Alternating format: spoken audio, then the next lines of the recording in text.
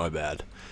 Vinegar day 66. Chest and triceps.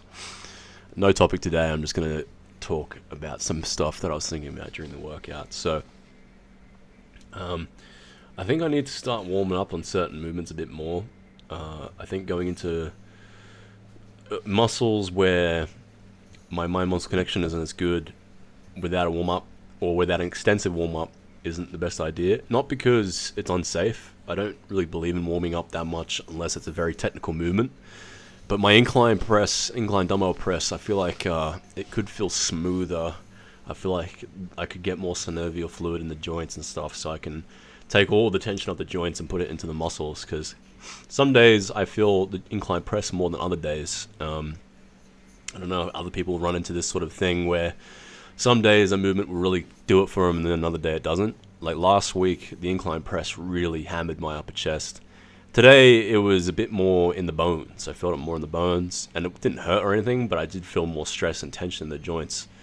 And I wonder if that's because last time I did chest day, I vaguely remember taking fish oil before my workout, which I think might have also been a bit benefit, because I've been taking fish oil lately, which I've talked about in a previous video. I think the previous chest day I talked about the importance of fish oil and how good it is for your joints and how my joints were feeling better through different movements. But I think taking it in the morning might be the option, or the best option, because certain supplements will have an immediate effect that will help you throughout the day, like magnesium and fish oil. So I might start taking my supplements in the morning, and I think I might start doing a bit more of a warm up for my chest.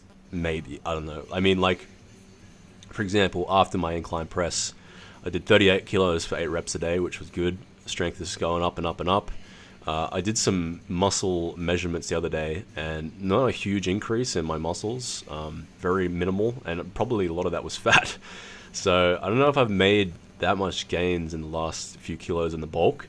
I feel like I look bigger, and that might just be because of more water retention and more glycogen in the storage. I might not have developed a whole lot of physical hard tissue.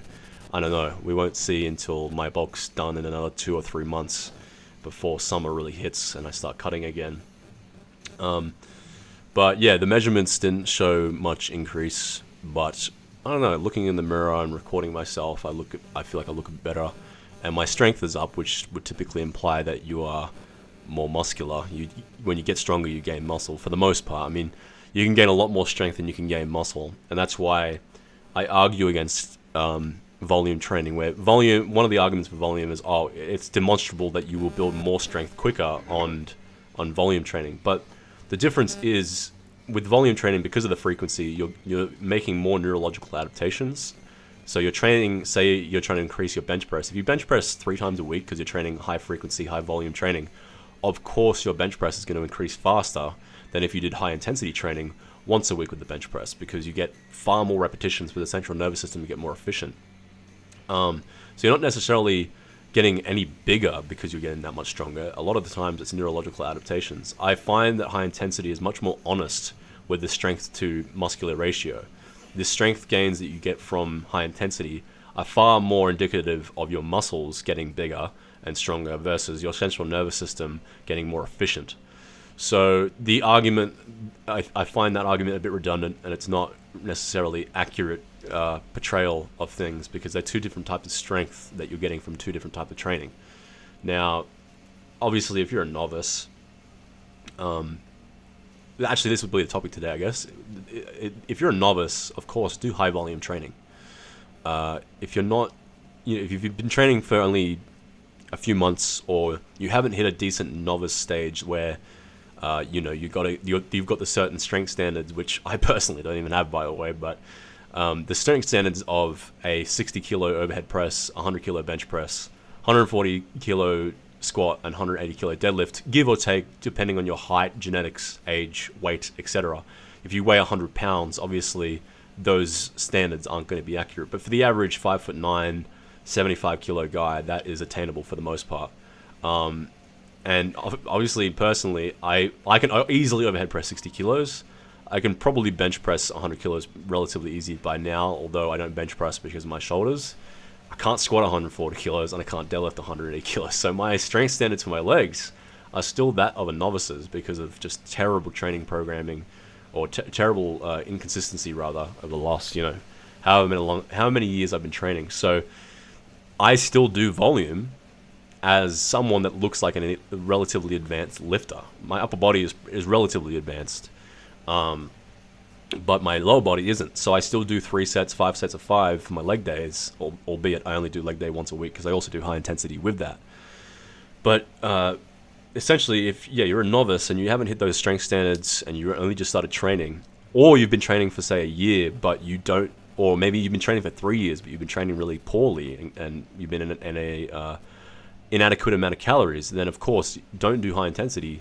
Get the linear progression out of the way. Do the 5x5 novice program where you do the 5 sets of bench press, deadlifts, squats, the fundamentals, get them strong, and let the muscular gains come. Because when you're first starting, you can adapt to relatively high reps in reserve. Like, you don't need to hit actual mechanical failure or really that close to it to make muscular adaptations when you're new to lifting. Your muscles will grow pretty adequately from 3, 4, 5 reps in reserve, and thus you may as well then just do reps in reserve volume work with high frequency, because Monday you make decent muscular adaptations from the reps in reserve, and by the time you get to Wednesday you're recovered because 1, you're weak, and 2, you're not training to failure, so you can train with high frequency. So you get the best of both worlds in the high frequency, whilst you can recover from the fact that you don't need that much stimulus to failure. Because obviously if you can recover and you can train relatively light, it is better to train more frequently, because the more frequently you can make adaptations, the bigger you can get quicker. Like, if with high intensity training, if you could train every 3 days the same muscles after training to absolute mechanical failure and beyond, you'd develop much faster, obviously, because I'd be able to hit chest 2 to 3 times a week, and I'd be able to gain 2 to 3 times a week worth of strength and muscle. But the problem is with high intensity is you can't train 3 times a week. You can only train maybe once every 5 days or every 7 days, depending on the individual. So, and that's because when you're training high intensity, or rather, when you're training high intensity, it's typically because you've gotten past the novice stage and you're more of an intermediate, advanced, or elite lifter. And thus, 1, you're strong or stronger, thus there is more load on your central nervous system. And secondly, you are now you are requiring a stimulus of training to failure in order to make adaptations. Unlike the novice, who can just do 5 sets of 5 with 3 reps in reserve and still make gains from that level of stimulus. So basically, in short, again, I ramble as ever, but in short, the longer you train, the more the harder the stimulus is required. Whereas when you're first starting, I mean, the very first day you lift a weight, whether you take a bench press to failure or you go, say, 60% of the way to failure, you'll get the same amount of gains either way, because a novice doesn't need failure. That 50% like super easy going set of bench press is plenty of stimulus. Like, a lot of you guys probably remember when the first day you started training, you weren't training to mechanical failure, or at least some of you guys weren't, and you were super sore the next day, like brutally sore. And nowadays, after years and years of training, if you were to do a set of bench press with like 6-7 reps in reserve, you would not be sore the next day. You'd be lucky to be sore from a set of bench press to failure, let alone reps in reserve. So that's another key sign that novices and beginners don't need that much stimulus, is they get sore over the smallest amount of stimulus. So yeah, rambling, but essentially, if you're a novice or you haven't hit the certain strength standards that are indicative of a beginner or novice, that are quite easy to attain with 2 to 3 times a week training, rather than spending a year to get to those standards by doing once a week high intensity training, then do volume. Do a starting strength 5x5 full body, or an Ice Cream Fitness, or an Alexander Leonidas's Alpha Destiny novice program. I might even write a novice program in the future, because I've ran into some issues with novice programs. And actually, that'll be tomorrow's topic. I won't talk about that just now. I'll talk about problems with novice programs and how to kind of go about doing them. Maybe tomorrow's voiceover will be a written program for anyone that still hasn't gotten out of the novice stage. So yeah, that's kind of that was my rant for today. Is beginners shouldn't do necessarily high intensity. I mean, granted, you can. If you're super time poor, like I have a friend who ideally should have done the novice stage when I wrote him a high intensity program, but he didn't have time and he didn't have the want to do it. He was like, "Fuck that! Why would I want to train 3 times a week, and 3 times a week for an hour and a half every session, or 3 to 5 hours a week in the gym, when I could get probably relatively comparable results, albeit not as good, but comparable, by just jumping straight into the deep end of high intensity." Like a novice or a beginner can do high intensity. It's not like they're going to get necessarily injured. Granted, you have to do things slightly differently, and the way I program my friend's program is quite a bit different to mine. Much more slow tempos to make up for the fact that he's new to the movements and his joints and tendons and ligaments might not necessarily be ready for that load of impact. Also, I don't have him doing like beyond failure work or drop sets, rest pauses, etc. But he jumped straight into high intensity, and the guy's had exceptional results. I mean, he looks really good.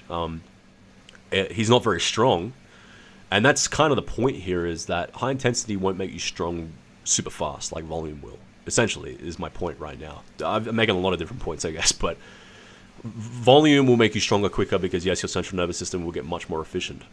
But if you looked at my friend, you would think he's a much stronger person than he really is. And this is no offense to my friend. I won't name any names anyway. But if you looked at him, you'd be like, "Oh, that's 110 kilo bench presser." No, this dude might be a 60 kilo bench presser at best, because he's never done a bench press in his life. He does incline dumbbell presses and shit. And yet he has developed musculature of someone who looks like they could bench that weight. And that's because most of the time, if someone looks like they can bench a weight, they probably can, because most people do volume programming. But he does high intensity. So you can do high intensity if you're a novice or a beginner, and you just can't be fucked with a novice program. And I understand that too, because those programs suck. They're hard, but they are ideal when you first start. Anyway, see you guys tomorrow for more Piss and Vinegar. Bye-bye.